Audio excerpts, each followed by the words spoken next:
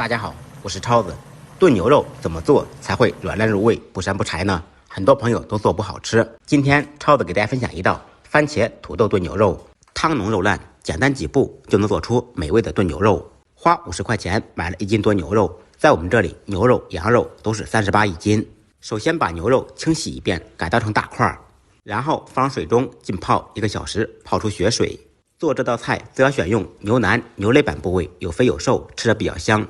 利用这个时间准备下配料，2-3个西红柿在火上烧烤，去掉外皮。去皮以后清洗干净，改刀成小块。西红柿选那些颜色比较深的，炖出来颜色好看也好吃。2-3个可爱的土豆去掉外皮，切成滚刀块。全部切好以后放入清水中浸泡5分钟，这样可以防止氧化变黑。小料准备1小块生姜，去掉外皮，切成薄片。少许洋葱切成小块，切好以后一同放入碗中备用。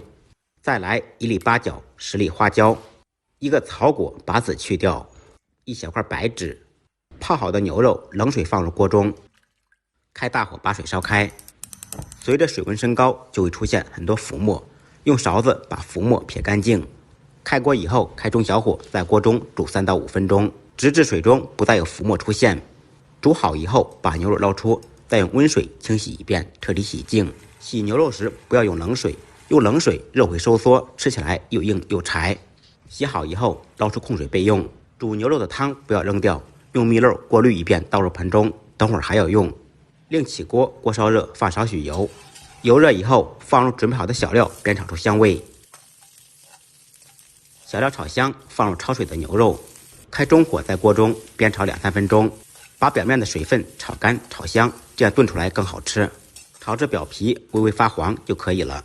这个时候放入切好的西红柿，放一半留一半，剩下的一半西红柿最后放。在锅中简单翻炒扒拉2下，倒入刚才煮牛肉的原汤，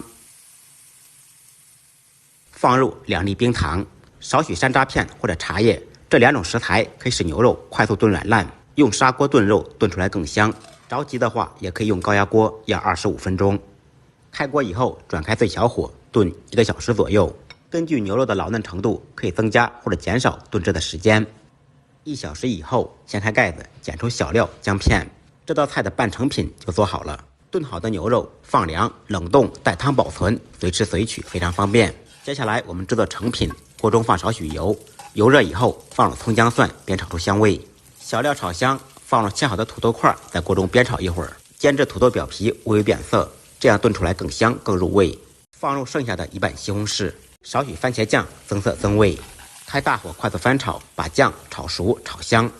烹入少许生抽酱油，增加鲜香味。可以先放入1点盐，使土豆入下底味，西红柿更容易炒出汤汁。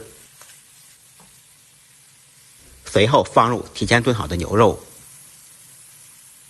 再放入1点盐调味，在锅中开中火炖15分钟，把土豆炖软烂，牛肉炖入味。15分钟以后，汤汁已经非常粘稠了，汤汁可以用来拌饭拌面，那真的是嗷嗷香。